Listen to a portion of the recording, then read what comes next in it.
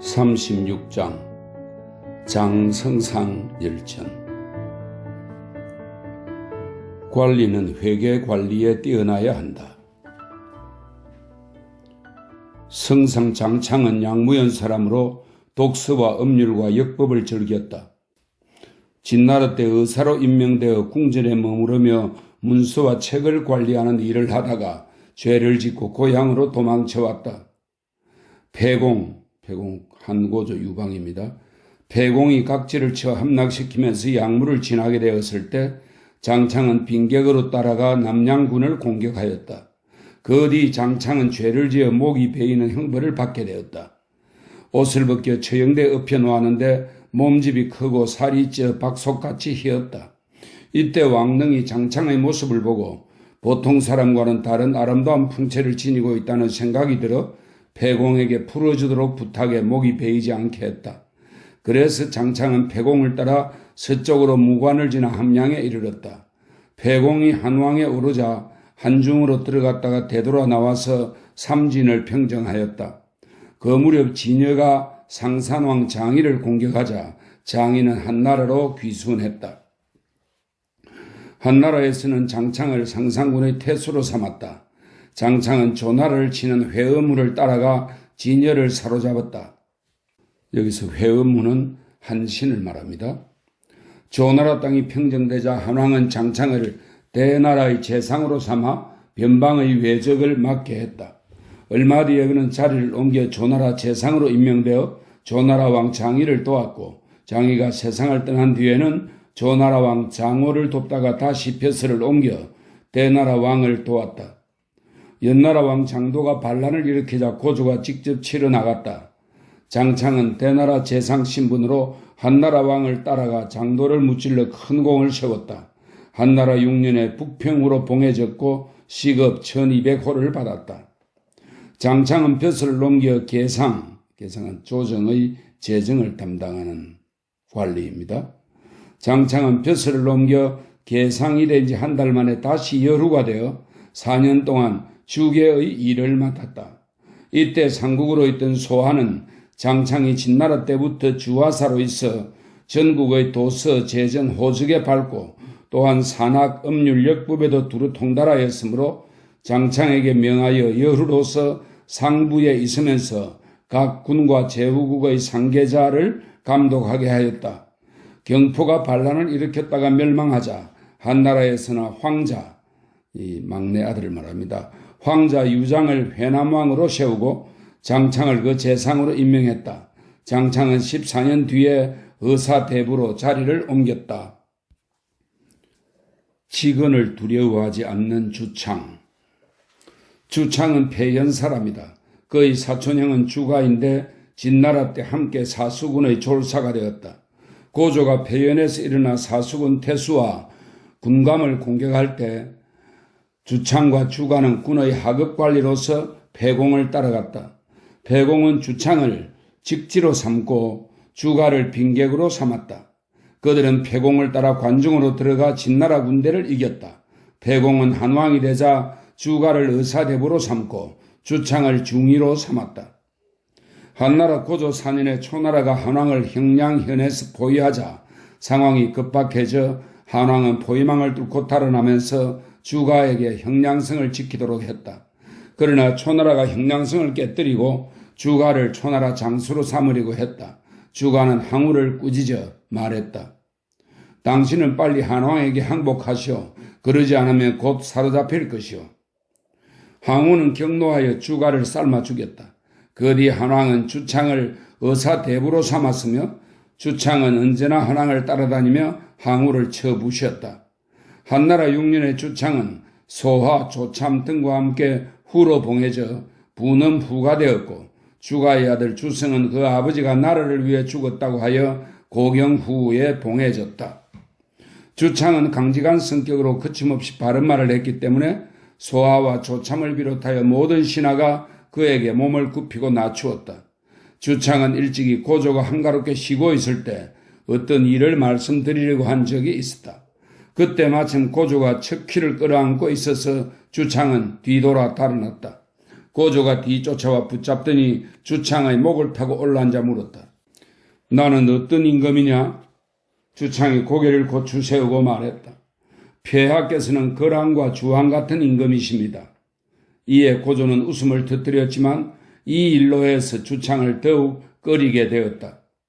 고조가 태자를 폐위시키고 척희의 아들 여의를 태자로 세우려고 하자 신하들이 강력히 반대했지만 아무도 고조의 마음을 되돌릴 수 없었다.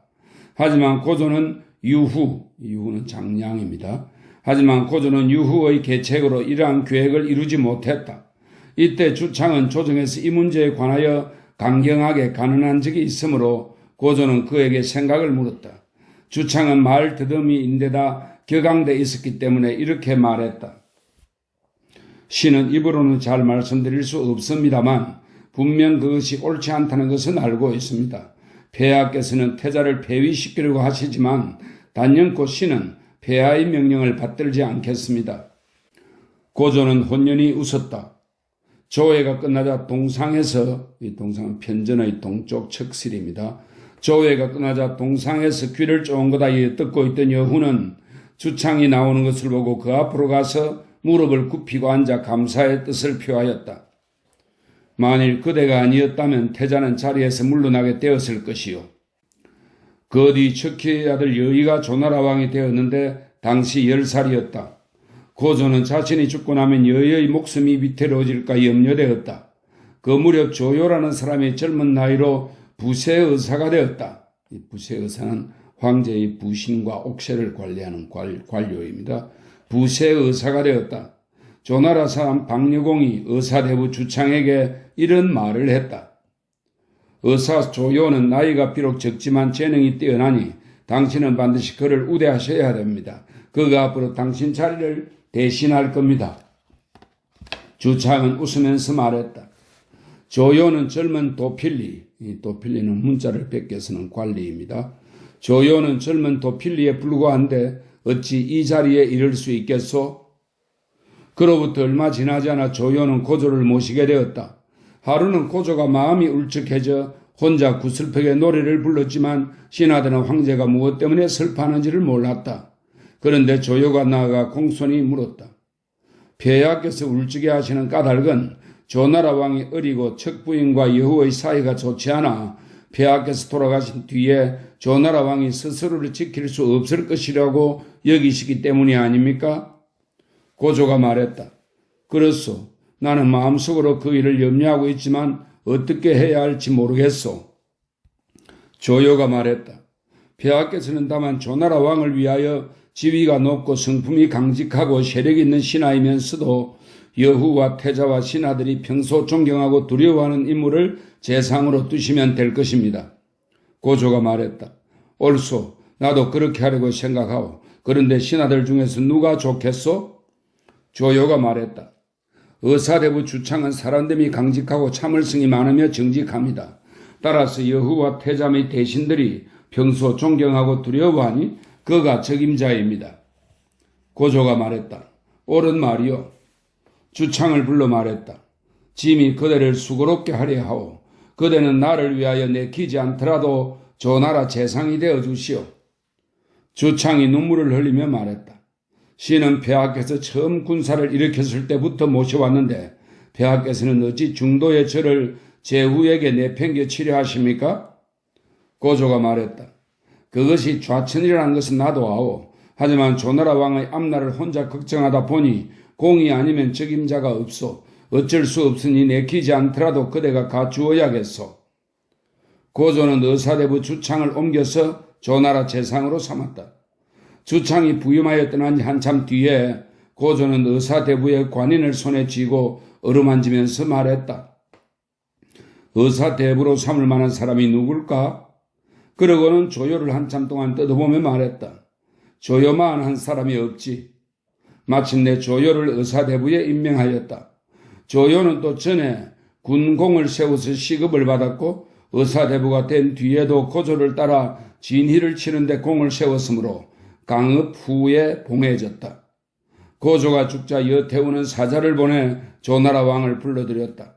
그러나 조나라 왕의 재상인 주창은 왕이 병석에 있다는 핑계로 가지 못하게 했다.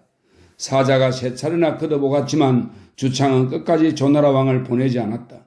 그때 고후는 여태후를 말합니다. 그때 고후가 이를 염려하여 사자를 보내 주창을 불렀다.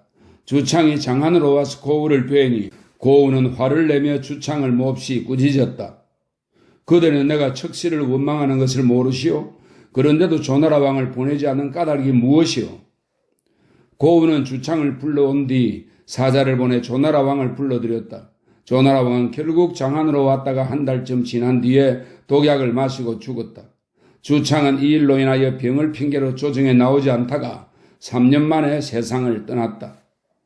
주창이 죽은 지 5년 뒤에 고후는 의사대부 강업부 조요가 고조가 살아있을 때 조나라 왕 여의를 보호하기 위하여 계책을 썼음을 알고 조요에게 죄를 뒤집어 씌우고 광하우 이모 의사대부에 임명하였다. 이모는 본래 폐연의 옥리였다. 일찍이 고조가 죄를 짓고 옥리들을 피해 다닐 때 옥리는 여후를 옥에 가두고 거칠게 대했다. 이모는 평소 고조와 좋은 친분을 맺고 있었으므로 이를 보고 화가 나서 여후의 옥살이를 맡고 있던 옥리를 때려 상처를 입혔다. 고조가 처음 군사를 일으켜 이모는 빈객 신분으로 고조를 따라 의사가 되어 2년 동안 풍업을 지켰다. 고조가 한왕이 된 뒤 동쪽으로 항우를 칠 때 이모는 벼슬을 옮겨 상당군의 군수가 되었다. 진이가 반란을 일으켰을 때 이모는 상당을 굳게 지킨 공로로 광하 후에 봉해지고 시급 1800호를 받았다. 그는 고후 때 의사대부가 되었다가 3년 만에 물러났고 평양 후 조줄이 조참의 아들입니다. 평양 후 조줄이 의사대부가 되었다.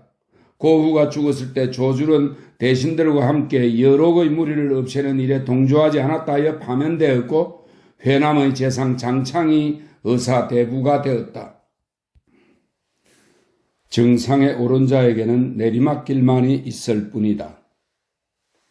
장창은 강우 등과 함께 대왕을 모셔다가 효문 황제로 추대했다.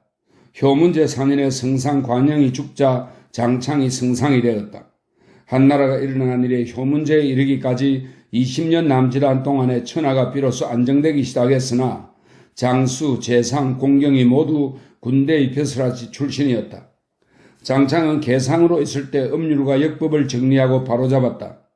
고조가 패상에 처음 온 때가 10월이므로 원래 진나라 때 10월을 한 해의 시작으로 삼던 것을 그대로 따르고 고치지 않았다. 오덕의 운행을 미루어 헤아려 보면 한나라는 수덕의 시대에 해당한다고 하여 예전처럼 금정색을 숭상하였고 음률을 불어 음악을 조화롭게 하고 오음에 들어맞게 하였다. 이를 근거로 경중과 대소의 비율에 따라 율령을 정하였다. 모든 장인의 편의를 도와 천하의 물건에 일정한 기준을 정해 규격품을 만들도록 하였다. 이러한 것들은 장창이 성상이 되면서 마침내 이루어졌다. 그러므로 한 대의 음악과 역법을 말하는 자는 장창의 견해를 근거로 삼았다. 장창은 본래 책을 좋아하여 읽지 않은 것이 없고 정통하지 않은 것이 없었는데 특히 음률과 역법에 뛰어났다. 장창은 안국후 왕릉의 언덕을 잊지 않았다. 장창은 귀한 신분이 된 뒤에도 언제나 왕릉을 아버지처럼 섬겼다. 장창은 왕릉이 죽은 뒤에 성상이 되었지만 쉬는 날이 되면 제일 먼저 왕릉의 부인을 찾아가 음식을 올린 뒤에야 집으로 돌아가곤 했다.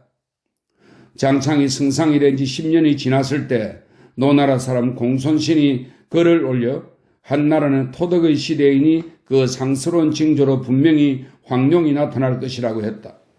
황제는 조서를 내려 장창에게 그의 주장을 살펴보도록 하였는데 장창은 그 주장이 옳지 않다며 없던 일로 하였다. 그런데 그 뒤에 성기연에 황룡이 나타났으므로 문제는 공손신을 박사로 임명하여 토덕의 시대에 맞는 역법을 기초하게 하고 이해를 원년으로 바꾸었다. 장성상은 이 일로 스스로 늙어 병들었다는 핑계를 대고 집에 머물렀다. 장창의 추천으로 중후가 된 사람이 바로 올바르지 못한 이득을 취하였으므로 황제가 장창을 꾸짖으니 장창은 드디어 병을 핑계로 벼슬에서 물러났다. 이로써 장창은 성상이 된 지 15년 만에 벼슬을 그만두었다. 호경제 전원 5년에 장창이 죽자 시호를 문후라고 하였다. 아들 장봉이 후 지위를 이었다가 8년 만에 죽었다. 그 아들 장류가 이어서 후가 되었는데 후가 된 지 8년째 되던 해에 제후의 장례식에 참석했다가 어선에 나간 것이 불경죄에 해당되어 본국을 빼앗기고 말았다. 본래 장창의 아버지는 키가 5자도 채 안 되었지만 설하의 장창은 키가 8자나 넘었으며 후가 되고 성상이 되었다. 장창의 아들도 키가 컸다. 그러나 손자 장류는 키가 6자 남짓하였는데 법을 어겨 후 벼슬과 지위를 잃었다. 장창은 성상을 그만둔 뒤 늙어서 이가 다 빠져 젖을 먹고 살았는데 반드시 나이 어린 여자를 유모로 삼았다. 장창은 처와 첩이 수백 명이나 되었는데 아기를 가진 적이 있는 여자에게는 2번 다시 애정을 주지 않았다. 그는 100살 남짓까지 살다가 죽었다. 총애하는 신하인이 풀어주시오. 성상 신도관의 양나라 사람인데 말을 타고 활을 쏘며 쇠뇌를 발사하는 용감한 무사로서 고조를 따라가 항우를 공격하여 대수는 부대를 이끄는 장수를 말합니다. 대수로 벼슬을 옮겼다. 그는 다시 고조를 따라 경포의 군대를 치고 도위가 되었다. 효해제 때는 회양군 군수가 되었다. 효문제 원년에 옛날 시급 2,000석을 받은 관리들 가운데 고조를 따라 싸운 자들을 모두 관내 후로 하고 그 가운데 24명에게는 시급을 주었는데 신도관은 시급 500호를 받았다. 장창이 성상이 된 뒤 신도관은 벼슬을 옮겨 의사대부가 되었다. 장창이 성상직을 그만두자 효문제는 황후의 동생 두광국을 성상으로 삼고 싶어 하면서 이렇게 말했다. 두광국을 성상으로 삼는다면 천하 사람들은 내가 광국을 편애한다고 할까 두렵다. 효문제는 광국이 어질고 득행이 있으므로 성상으로 삼으려 한 것이지만 한참 동안 생각해 보아도 옳지 않다고 판단하였다. 더구나 고조 때의 대신들은 거의 죽었고 지금 살아있는 이로서 적임자가 없었다. 그래서 의사대부 신도가를 성상으로 하고 종래의 시급을 그대로 봉하여 고안후라고 하였다. 신도가는 사람됨이 청렴하고 강직하여 집에서는 사사로운 방문을 받지 않았다. 이 무렵 태중 대부 등통이 한창 총애를 받아 그만큼의 재물을 쌓아두고 있었다. 문제는 등통의 집에서 연애를 즐길 만큼 그를 몹시 총애하였다. 하루는 성상이 조회에 들어가는데 등통이 황제 곁에 붙어서 성상을 대하는 예절이 느슨하였다. 성상은 이를 다 보고하고 나서 말했다. 폐하께서 신하를 총애하여 그를 부귀하게 하는 것은 좋습니다만 조정에서의 예절에 이르러서는 엄격하지 않으면 안 됩니다. 문제가 말했다. 그대는 아무 말 마시오. 내가 그를 총애할 뿐이요. 신도관은 조회를 마치고 성상부로 돌아와 앉아 등통을 성상부로 소환하는 격서를 작성해 오지 않으면 장차 등통의 목을 베겠다고 했다. 등통이 겁이 나서 궁굴로 들어가 문제에게 이 사실을 아뢰자 문제가 말했다. 너는 먼저 가거라. 내가 바로 사람을 보내 너를 부르겠다. 등통은 성상부에 이르자 관을 벗고 맨발로 머리를 조아리며 사죄하였다. 신도관은 태연하게 앉은 채 짐짓 예의를 차리지 않고 꾸짖었다. 조정은 고황제의 조정이거늘 등통 너는 하찮은 신하 신분으로 어전을 희롱하였으니 불경제로 차명을 받아 마땅하다. 형님은 지금 당장 그를 차명에 처하라. 등통이 머리를 땅에 찧으며 빌어 피범벅이 되었지만 신도관은 그를 풀어주지 않았다. 문제는 성상이 등통을 충분히 욕보였을 것으로 생각하고 사자에게 부제를 들려보내 등통을 부르게 하고 성상에게 이렇게 말하도록 했다. 그는 내가 총애하는 신하이니 그대는 그를 풀어주시오. 등통이 풀려나자 돌아와 문제에게 울면서 말했다. 성상이 신을 죽일 뻔하였습니다. 절차보다 행동이 앞서야 할 때가 있다. 신도가가 성상이 된 지 5년째 되던 해에 효문제가 죽고 효경제가 자리에 올랐다. 효경제 2년에 조조가 내사가 되어 총애를 받게 되자 정권을 마음대로 휘둘렀다. 법령 제도를 많이 고치고 잘못을 찾아내어 처벌방법으로 제후들의 영제를 깎도록 건의했다. 성상 신도가는 자신의 의견이 받아들이지 않은 것이 굴욕스러워 조조를 미워하였다.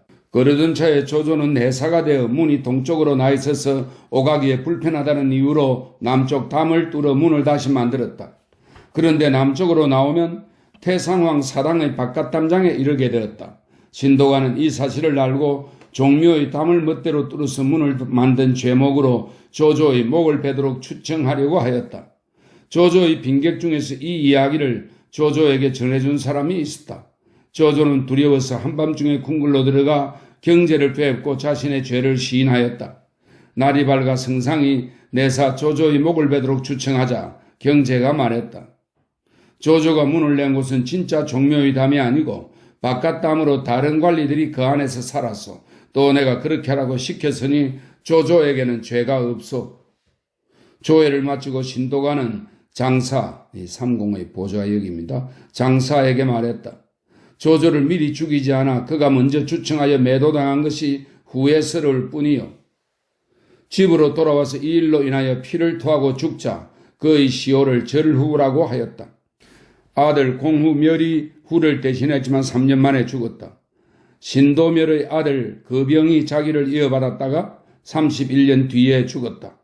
신도 거병의 아들 유가 후 자기를 이어받았는데 6년 만에 구강태수가 되었다가 전임 태수로부터 선물을 받은 것이 법에 제촉되어 후 자기가 박탈되고 본국도 없어지게 되었다. 신도가가 죽은 뒤 경제 때에는 개봉 후 도청과 도후 유사가 성상이 되었으며 지금의 황제에 이르러서는 백지 후 허창과 평극 후 설택과 무강 후 장청적과 고릉 후 조주 등이 성상이 되었다. 이들은 모두 열후로서 아버지의 뒤를 이어받은 사람으로 삼가고 청렴하고 조심하여 성상이 되기는 하였으나 이는 수만 채웠을 뿐 그 시대의 공적과 이름을 드러내지는 못했다. 태사공은 말한다. 장창은 문학과 음률과 역법에 밝은 한나라의 뛰어난 성상이었다. 그러나 가생과 공손신 등이 올린 역법, 거마, 복색의 개혁안을 배척하여 받아들이지 않고 진나라 때 쓰던 전욱력을 사용하도록 고집한 것은 무슨 까닭인가? 주창은 질박한 나무처럼 강직한 사람이었다. 이모는 옛날에 옥살이한 여우를 보호한 은덕으로 인해 여후에게 쓰였다. 신도가는 강직하여 지조를 굳게 지켰다고 말할 수 있으나 술수를 배우지 않았으니 소하, 조참, 진평과는 다른 부류의 사람이다. 한대, 성상, 차천추, 위현, 위상, 병길, 황폐, 위현성, 광형. 효무제 때에는 성상이 참 많았으나 기록하지는 않고 또 그들의 행적과 살았던 모습의 계략적인 부분도 기록하지 않는다. 여기서는 우선 정화, 무제의 10번째 연호입니다. 정화 이후의 일을 기록하고자 한다. 차성상은 장릉 사람이다. 그가 죽자 위성상이 그 자리를 이어받았다. 성상 위현은 노나라 사람으로 경서와 역법으로 관리가 되어 대홍려, 대홍려는 외국 빈객을 접대하는 직책입니다. 대홍려에 이르렀다. 어떤 관상쟁이가 그를 보고는 틀림없이 성상까지 이를 것이라고 했다. 그는 네 아들을 두었는데 관상쟁이에게 그들의 관상도 보게 했다. 관상쟁이는 둘째 아들 현성을 보더니 말했다.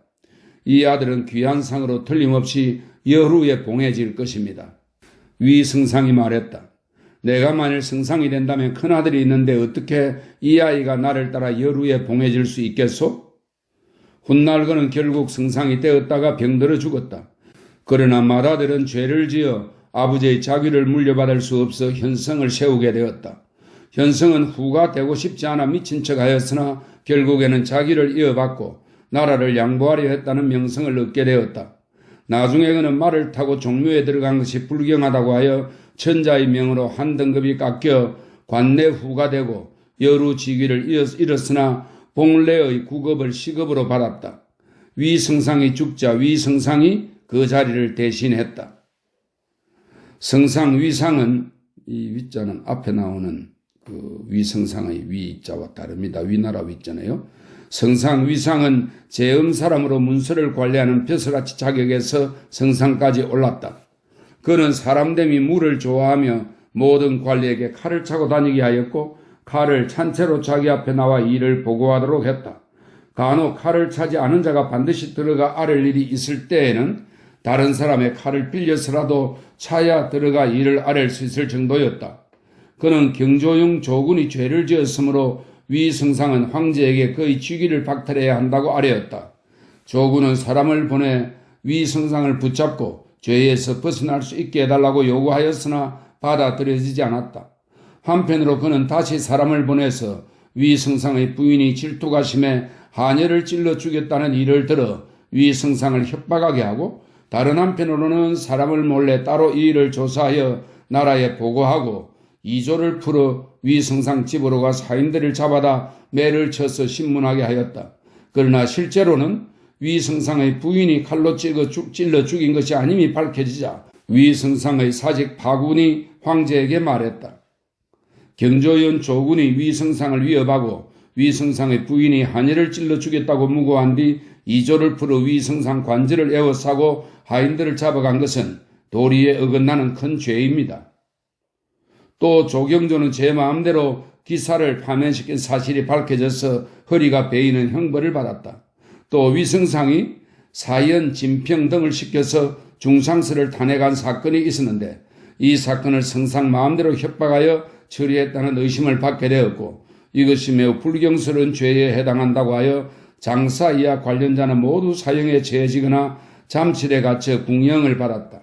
그러나 위성상만은 끝까지 성상직분을 유지하다가 병들어 죽었다.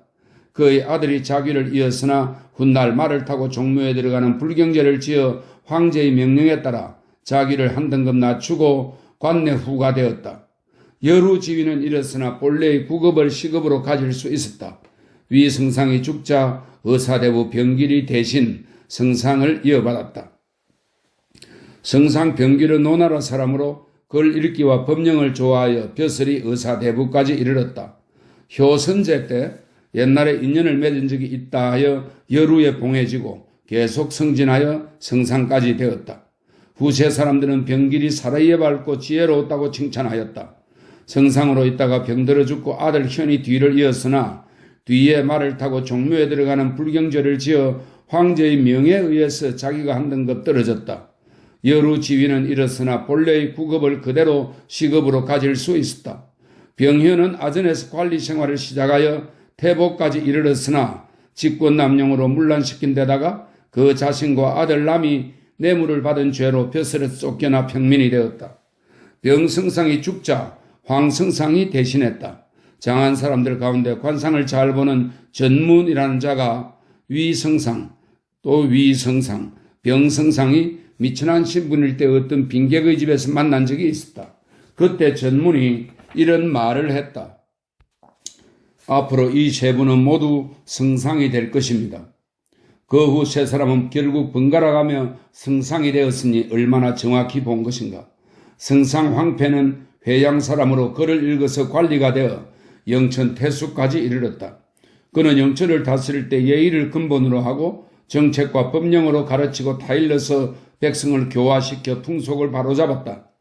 법을 어기는 자가 있으면 스스로 그 잘못을 바로잡도록 하였다. 이렇게 하여 교화가 크게 이루어지고 그 이름은 세상에 널리 떨쳐졌다. 효선제가 조서를 내렸다. 영천태수 황폐는 조정의 법령을 널리 알려 백성을 다스렸기 때문에 사람들은 길에 떨어져 있는 물건을 줍지 않고 남자와 여자는 서로 다른 길로 다니며 감옥에는 큰 죄를 지은 죄수가 없다. 따라서 관내후 자기와 황금 100건을 내리노라.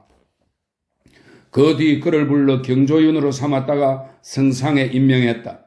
그는 이때도 예의에 입각한 정치를 하였다. 그가 병들어 죽자 아들이 그 뒤를 이어서 여루에 올랐다. 황성상이 죽자 의사대부 우정국이 대신 성상이 되었다. 우성상에 관해서는 정의전에 이미 있으며 장정의전의 이야기 속에도 그에 관한 사적이 들어있다. 우성상이 죽자 의사대부 위현성이 대신 성상이 되었다. 성상 위현성은 앞에서 말한 먼저 나온 위성상의 아들이다. 위현성은 아버지의 뒤를 이었으나 뒤에 여루 자귀를 잃었다. 그는 젊을 때 책 읽기를 좋아하여 시와 논의에 밝았다. 아전으로 시작하여 위위로 승진하였다가 자리를 옮겨 태자태부가 되었다. 의사대부 설군이 파면되자 위현성이 의사대부가 되었다. 우성상이 스스로 그 직책을 두고 싶다고 하여 물러나니 위현성이 성상이 되었다. 곧이어 본래의 시급에 봉해져서 부양후가 되었다. 그는 몇 년 뒤에 병으로 죽었는데 효원제가 직접 문상하고 많은 상을 내렸다. 그의 아들이 자기를 이어받았다. 그는 무리를 쫓아 영합하고 세속적인 것을 따라 부침했으므로 아침하고 강교한 인물로 평가되었다. 일찍이 관상쟁이가 그는 여루가 되어 아버지의 뒤를 잇기는 하지만 나중에 그것을 잃을 것이라고 했다. 떠돌아다니는 벼슬아치로 시작하여 성상까지 오르고 아버지와 아들이 함께 성상이 되었다고 세상이 부러워했으나 이 어찌 운명이 아니겠는가. 관상쟁이가 그것을 먼저 알았으니 위 성상이 죽자 의사대부 광형이 그 자리를 대신했다. 성상 광형은 동해군 사람으로 책 읽기를 좋아했으며 박사로부터 시를 전수받았다. 그는 집이 가난하여 남의 머슴살이로 생계를 이어갔으며 재주가 변변치 못하여 여러 차례 관리시험을 보았지만 합격하지 못하다가 9번 만에 겨우 병과에 급제했다. 그러나 경서 실력이 부족하여 중과 시험에는 합격하지 못하였으므로 열심히 공부했다. 그는 평원군의 문학 졸사로 보직을 받았으나 몇 년 동안은 군에서 존경을 받지 못했다. 의사가 그를 수도로 불러들여 복록 백성의 관리로 삼았고 뒤에 추천하여 낭중이 되게 하였으며 이어서 박사라는 보직을 받게 되었고 태자 소부가 되어 효원제를 섬겼다. 효원제는 시를 좋아하였으므로 광영을 광록군으로 삼아 궁궐 안에 머물면서 스승이 되어 황제 주위 사람들을 가르치도록 하였다. 천자는 그 옆에 앉아 강의를 듣고 매우 흡족해 하였다. 그래서 그는 날이 갈수록 존경을 받는 귀한 신분이 되었다. 의사대부 정흥의 사건에 연루되어 파면되자 광형이 의사대부가 되었다. 1년 남짓하여 위성상이 죽자 광형이 이어 성상이 되었고 나간 후에 봉해졌다. 그는 10년 동안 장안의 성문을 나가 지방관이 되는 일 없이 성상 벼슬까지 올랐다. 이 어찌 때를 만난 운명이 아니겠는가. 태사공은 말한다. 곰곰이 생각해보니 선비들 가운데 일반 관리에서 벼슬을 시작하여 여루에 오른 자는 매우 적다. 대부분 의사대부까지 승진한 뒤 벼슬을 그만두었다. 모두 의사대부가 되면 다음은 성상이 될 차례이므로 마음속으로 성상이 죽기만을 바라게 된다. 그래서 암암리에 성상을 헐뜯고 해를 끼쳐 그 자리를 대신하려고 하였다. 그러나 어떤 사람은 오랫동안 의사대부 자리를 지켰어도 성상이 되지 못하고 어떤 이는 의사대부로 일선 지 얼마 안 되어 성상이 되고 후에 봉해지기도 하니 정녕 운명인가. 의사대부 정부는 몇 년 동안 그 자리를 지켰으나 성상이 되지 못하였고 광형은 의사대부로 있은 지 1년도 채 못되어 위 성상이 죽어 그 뒤를 이어서 성상이 될 수 있었다. 이것이 어찌 지모와 계책으로 얻을 수 있는 것이겠는가. 대체로 성인의 재능을 가지고도 곤궁한 삶을 살며 재앙을 당하여 뜻을 얻지 못한 사람은 수없이 많다.